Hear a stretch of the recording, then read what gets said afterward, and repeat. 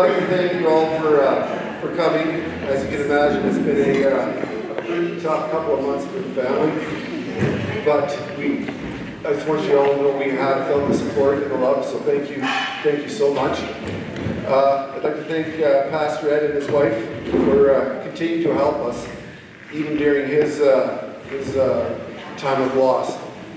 Thank you so much. I'd like to thank the food committee, the sound crew, and honestly, I know for a fact I'm going to forget someone, so I'm just going to say for anyone that helped today, the days leading up, thank you so much. We do appreciate all of you so much. Special thanks. I want to let everyone know that Aunt Els and Uncle Wolf, they helped us, our family, so much the day that Dad passed, and saying thank you is just not a big enough word. We thank you guys, and we'll forever be your dad. Thank you.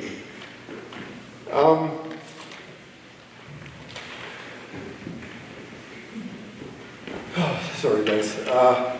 If it does, when I'm reading my speech, if it does sound like I'm rambling, it's because I can't right now seem to keep a thought or even complete a sentence, so I'm going to say sorry for my rambling and my not really making sense at times. I wrote this at 3 o'clock in the morning, so you might be able to understand why I'm flipping through my pages. I'll start now. As you heard earlier, Dad would always do Christmas cards for us. And the last Christmas card I got from my dad, he wrote a note, and it simply said, "Thank you for being my friend." And I didn't think too much of it at the time. Well, I mean, of course I thought something of it at the time. It was great, but now that it's gone, it's really, really struck to me that yeah, he was my friend, and I received so much more from him than any one son could expect from their dad. When Mom passed, I went over to his place a few days afterwards, and I was holding his hand, and we were having a good cry, and we were doing that, and I realized that at 88, I was receiving support from him. I wasn't supporting him. I was still at that point getting something from my dad, and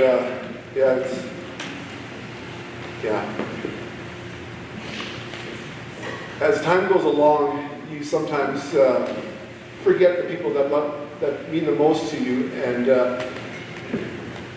every once in a while I might go a few days or maybe even, God forbid, a week without texting or seeing Mom and Dad, and I would just get a little text or a phone call from Dad just saying, "Hey, wondering how you're doing," and it was like, thank you so much for bringing me back to what matters, family. And it really was the most important thing to him. You learn a lot about someone when you work with them. And I had the privilege of starting my career at Decker Lake Forest Products with Dad. And Bud and I both worked out there when we were pre-teenagers. 9, 10, 11, we worked out there. We were swamping and stuff like that. But seeing how others treated my dad at work showed me how good a person he was, because he got nothing but respect at work. And it was great to see that from others, how they treated my dad. I'm sorry, you guys. A few years ago, Mom was working at the thrift store, and Dad would be sitting at home, not really doing anything, and I was on afternoon shift, so there was no excuse to not do this. Mom suggested that, why don't you go out for lunch with Dad? So it became a ritual. Every Thursday when I was on afternoon shift, we would go out for lunch, and it very much pleased Mom. And I did it at first to give Dad something to do, so he'd get out of the house and do something. But it didn't take long, and I realized that it was me that was getting something out of those lunches as well. And those lunches were amazing. We talked about everything, hockey, baseball, traveling, friends, family, and of course we talked about our wives and troubles or issues we may have had with our wives, but we always ended up that we were very grateful that we had the woman that we had. And yeah, thank you to my rock, my wife. She's amazing.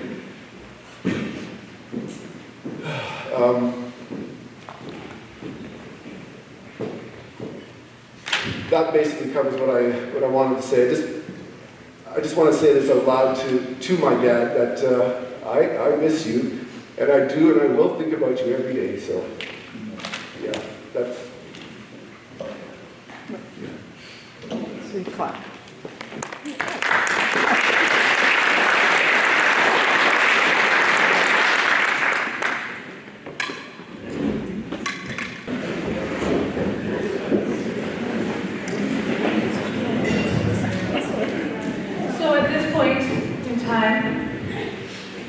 The family would like to open the mic.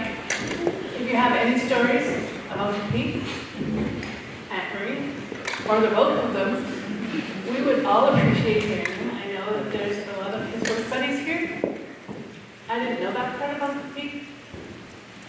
I knew the family Uncle Pete, and there was so much love in that house. I looked up to Uncle Pete and Aunt Marie as the epitome of what a happy marriage is supposed to be. I didn't get to experience that. But the love that they showed each other, I would see them coming into the grocery store, and I would look and they were holding hands, and it would just make my heart, like, that's what I want. That's what I wanted. And they just, such a good, solid married couple, and I'm going to miss them terribly. If anybody has a story that would make me cry, I'd appreciate it.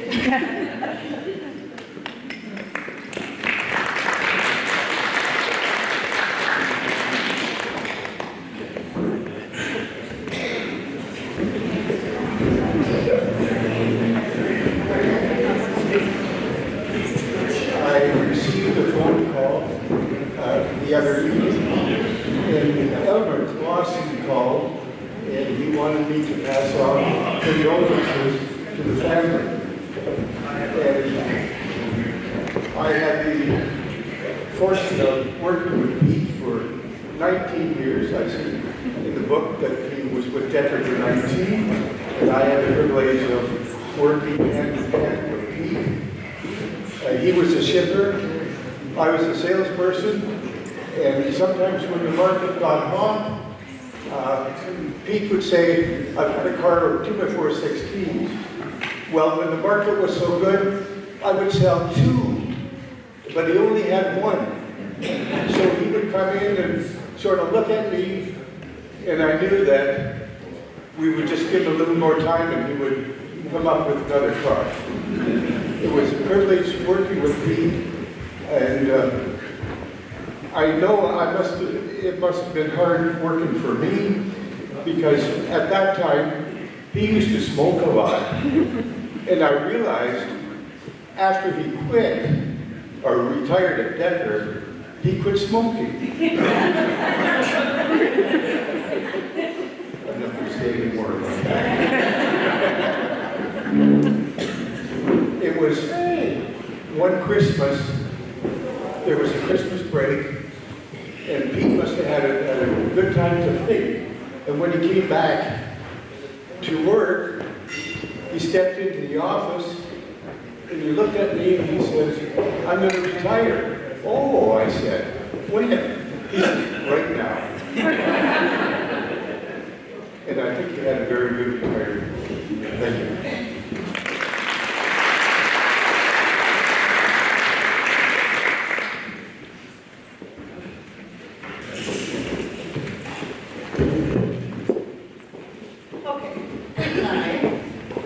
Trying to get this closer. There we go.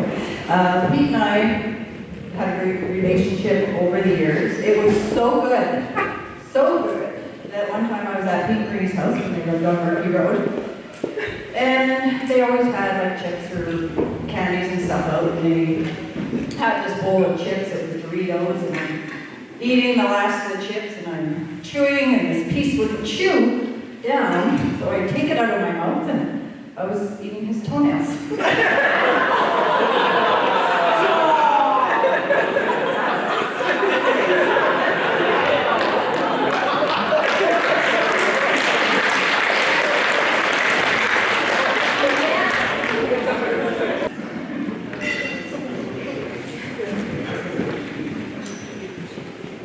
My name is Jay Pete. I had the privilege of working with Shipper Pete.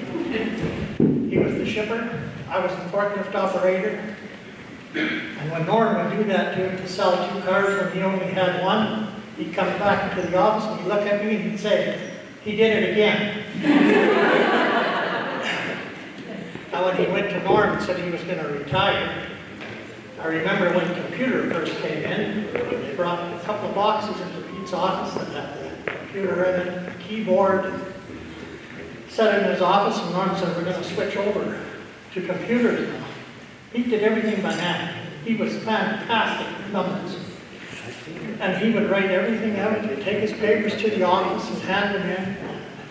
This computer sat there for a couple of months, probably. And every time Norm would come in, he'd say, "Pete, we got to set that computer up. You have to switch over to computer." "No," he said, "I'm doing fine the way I am." So then when he went to Norm and said, I'm retired, I think that had a lot to do with the computer. Because when he retired, that computer was still sitting in a box. I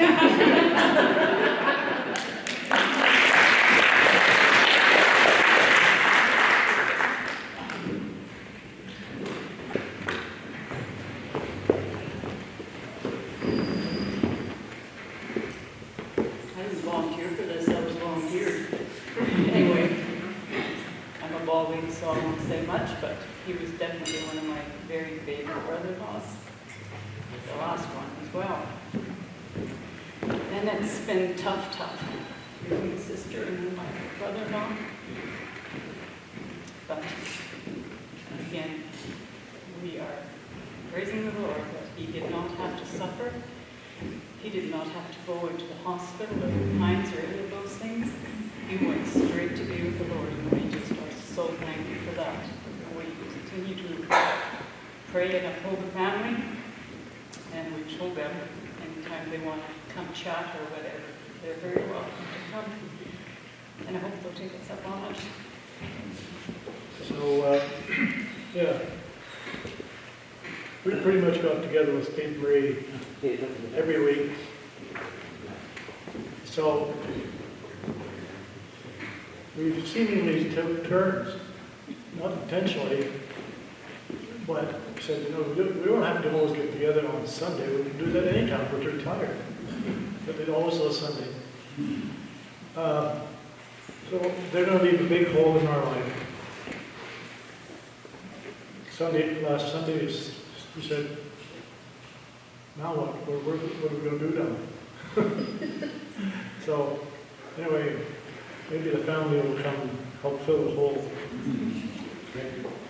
I have to look at all your guys' Scrabble scores that you must have played for a year. I haven't looked to see if you actually won those. I think that was a good idea.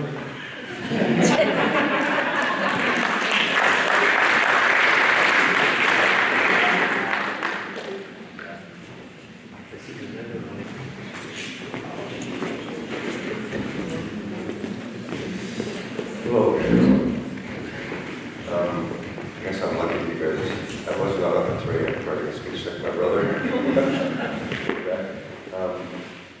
I didn't know what to write. I really didn't until we come here tomorrow. Yesterday, we set up this picture board, and it just dawned on me. Everything's written.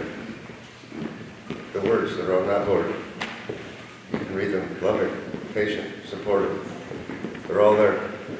I wrote them on the hand just in case I couldn't look them from here. But no, we were so blessed with such a wonderful upbringing, blessed with parents and blessed for so many years. Like, that's not lost on us that we were able to enjoy our parents in the late 80s. I know people in Australia haven't had that time that we've been able to enjoy. So I'm thankful for that. I'm not going to be long-winded here. As I said, I was not up at 3 like this speech, so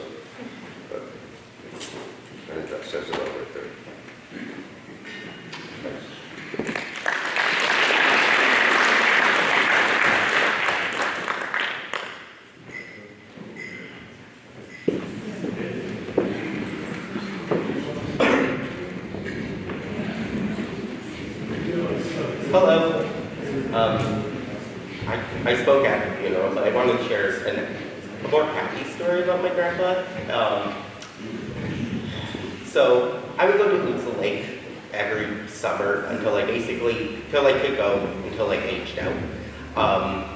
And a lot of the times, Grandma would already be at Lutza, so Grandpa would drive me up there. And he would always put on music, and it would always be Grandma's music, because she would be in the car last, and so it would always be her music. And I remember the one time we were driving out to Lutza, and I looked at Grandpa, and I'm like, Grandpa, can we listen to something good? And he chuckles, and he's like, do you want to listen to something good? And he puts on Johnny Cash, and he sings every word to Folsom City Blues by heart, and to this day I still know every single word to that song, because every time he drove me out to Lutza Lake, we would put on that CD and sing every word, and we'd jam out in the car, full blast. And yeah, and so on my way here, I sang it full force as a reminder of what he used to do with me, so.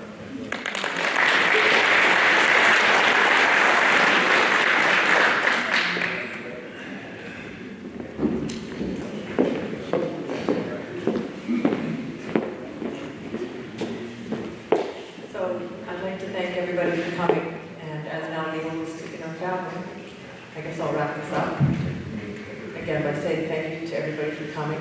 But there's one person that I really want to thank, and Brian already alluded to it, but I think it needs to be stressed a bit more, and that's Dave.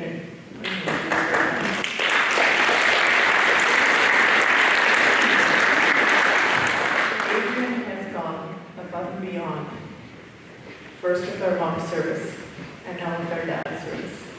That lady is amazing. And I just don't know what we would have done. We would have had what we have. She Adrian, and now I'm helping. Sorry, Brian. That's my thing. Common thing, I guess. But yeah, Adrian, thank you so much. We love you so much, and we're blessed to have you in our family. Thank you. And once again, thank everybody for coming.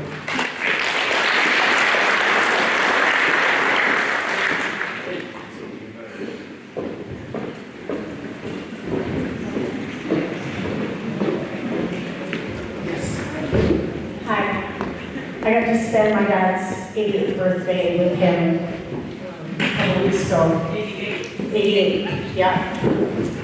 And we decided we were going to just drive and drive and drive. We did 8 hours.